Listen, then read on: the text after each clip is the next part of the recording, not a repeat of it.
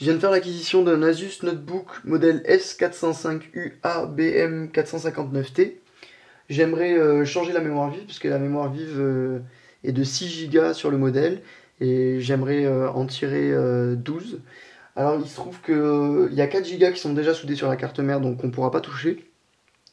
Et il y en a 2 qui se présentent sous forme de barrettes, dont le modèle est intitulé SO-DIMM. C'est les barrettes qu'on utilise beaucoup dans les ordinateurs portables parce qu'elles sont plus petites, de taille réduite et donc plus compactes, donc ça nous laisse de l'emplacement sur l'ordinateur. Alors moi j'ai acheté ce modèle de 8 Go de la marque SK Hynix. C'est la même marque qu'on retrouve à l'intérieur de l'ordinateur Asus. Comme ça j'aurai un effet dual, c'est-à-dire que la composante donnera le meilleur de ses capacités. Ensuite, j'ai mis les outils ici, les outils dont on va avoir besoin pour ouvrir le châssis et installer la nouvelle barrette. Là, j'ai mis des rangements. Il se trouve qu'il y a un rangement dans lequel j'ai déjà rangé les vis, puisque c'est à ça que ça va nous servir. Il y a déjà les petites vis à l'intérieur, parce que j'ai déjà ouvert le châssis la semaine dernière, avant de faire la vidéo, pour voir si c'était possible de changer de mémoire vive. Donc c'est très simple, je ne vais pas refaire l'opération, il suffit juste de dévisser les vis qui sont ici et ensuite de les mettre à l'intérieur d'un rangement. Moi ce que je conseille c'est de mettre les rangements par étapes, quoi. C'est-à-dire la première boîte va accueillir les premières vis, ainsi de suite, comme ça on ira dans ce sens pour le démonter et dans ce sens pour le remonter. Alors la particularité de cet ordinateur c'est que on dévisse par le dessous et ensuite on ouvre ici au niveau du clavier, c'est-à-dire que c'est cette partie là qui va se retrouver devant nous.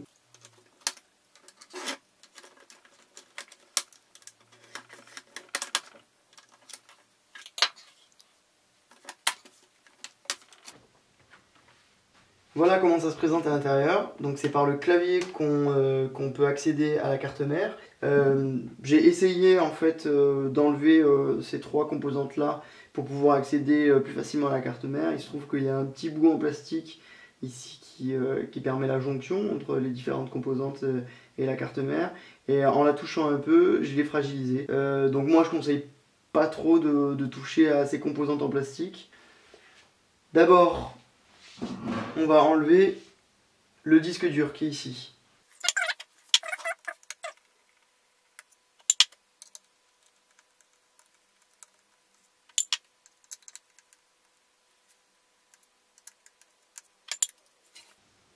On enlève le disque dur en le tirant légèrement, parce qu'il y a une connectique ici. À l'aide toujours d'un objet fin, comme moi ma carte bleue, vous pouvez venir en dessous de cette structure en plastique et la relever pour libérer ensuite ceci qui va nous permettre d'accéder à cette vis et ensuite d'enlever cette liaison. Maintenant, on va dévisser cette pièce et enlever la batterie.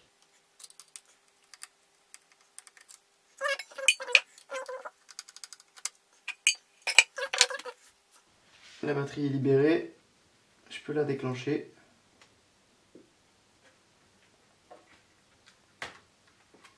En la détachant, bien faire attention à ces barrettes là qui rentrent là-dedans. Maintenant on peut enlever cette pièce ici, simplement en la tirant.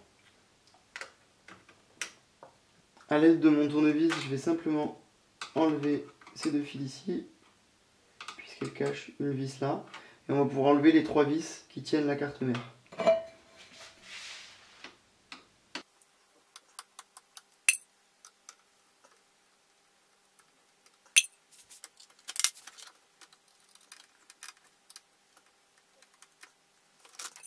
Puis en dernier, on vient enlever cette vis.